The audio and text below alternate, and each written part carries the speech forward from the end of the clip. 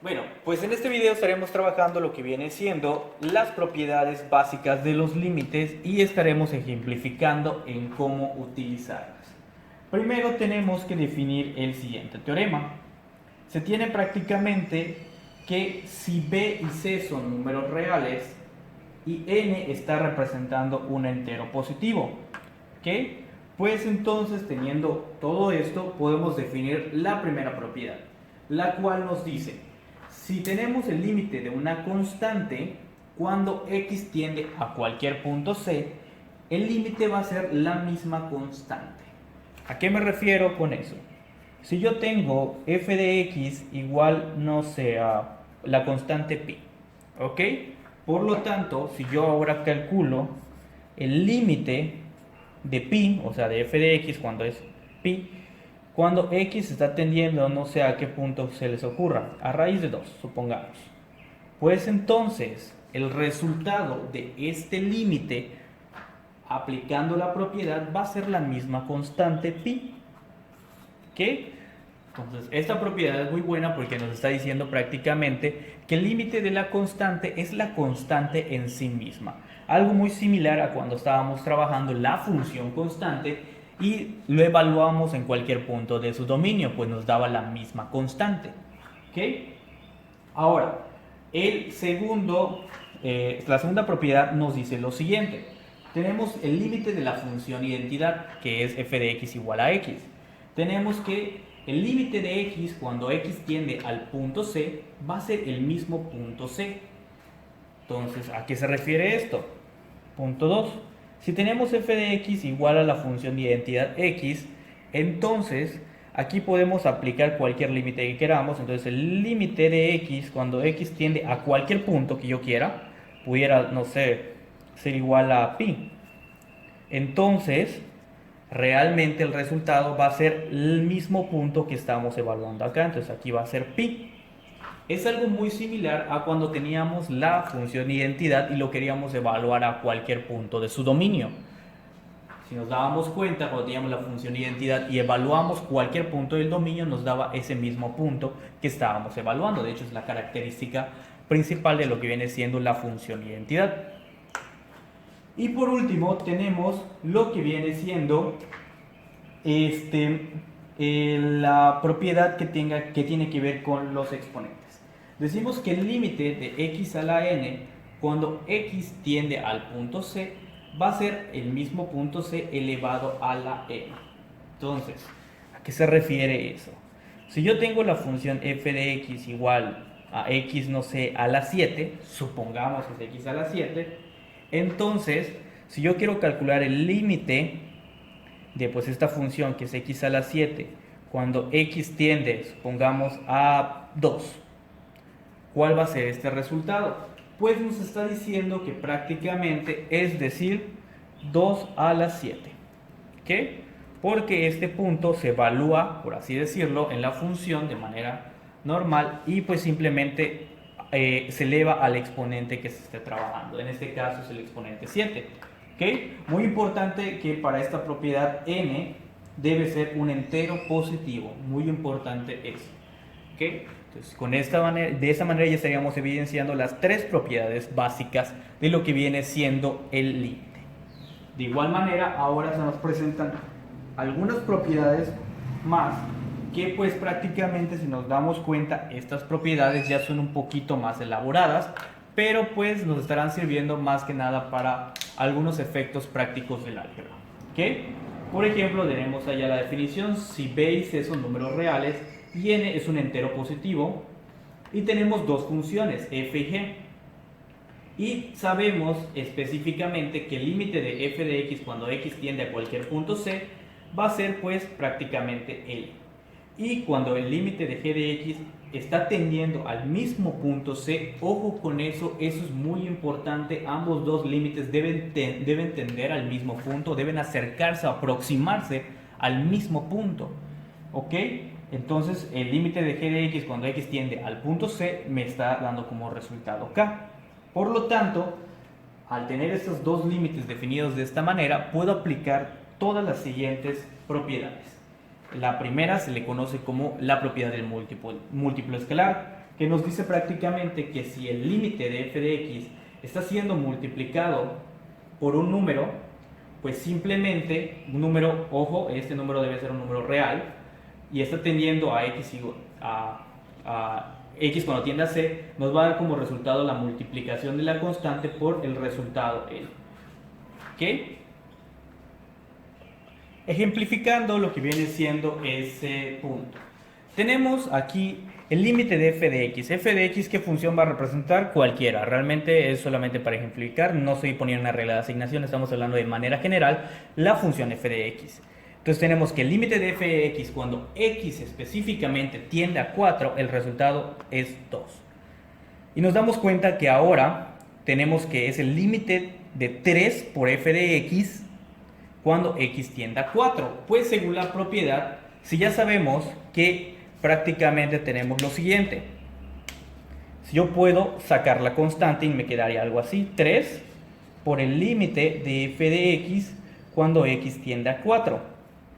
Ya sabemos que el límite de f de x cuando x tiende a 4 es igual a 2. Pues entonces esto va a ser 3 por 2. Y eso es 6. Por lo tanto, tenemos que este límite me da como resultado 6. Esto no es una demostración, ojo con ello, pero es una idea básica de cómo se hace la demostración de este límite, o sea, de esta propiedad de este límite. ¿Ok? Entonces, de esta manera ya ejemplificamos el punto número 1. Ahora, tenemos el punto número 2, que es sumas o diferencias de los límites. Nos dice prácticamente que podemos realizar los límites de diferente manera. ¿Ok? Realmente lo que nos dice esa propiedad es lo siguiente. Si yo presento un límite de f de x más g de x, todo esto nos damos cuenta que está en un corchete, cuando x está tendiendo a un punto C, puedo primero realizar lo que nos está pidiendo las funciones, lo que quiere decir que primero sumar las funciones y luego dar el resultado, o puedo hacer lo siguiente, que es separar las funciones y el límite. Entonces puedo hacer límite de f de x cuando x tiende a c más el límite de g de x cuando x tiende a c. Lo que nos está diciendo prácticamente esa propiedad es que yo puedo primero realizar las funciones, las sumas, restas, multiplicaciones que tenga aquí adentro y luego aplicar el límite, o puedo separar las funciones y aplicar el límite por separado y al final el resultado sumarlo. Que prácticamente es lo que nos está diciendo esa propiedad. Bueno, y ahora presentamos la regla 3, que nos dice que es la multiplicación o el producto de los límites. Nos está diciendo que cuando tenemos un límite de f de x por g de x cuando x tiende a c, pues prácticamente es lo mismo que aplicar los límites por separado de esta manera. Límite de f de x cuando x tiende a c por el límite de g de x cuando x tiende a c. ¿Qué quiere decir esto? Que podemos separar los límites y pues dar el resultado, que va a ser la multiplicación de cada uno de los límites por separado. ¿Ok? Ahora, lo que vamos a hacer es ejemplificar prácticamente varias de lo que viene siendo las propiedades anteriores. Tenemos que límite de f de x es igual a 2 cuando x tiende a c. ¿Ok? Valor de c no estoy trabajando, solamente sé que da 2. El límite de g de x cuando x tiende a c es igual a 4. ¿Ok? ¿Quién es f de x y quién es g de x? En este caso estamos hablando de manera general de cualquier función. Solamente estamos evidenciando el cómo se utilizan las propiedades. Y tenemos que calcular ahora el límite de 2 corchete f de x por g de x más f de x cuando x tiende a c.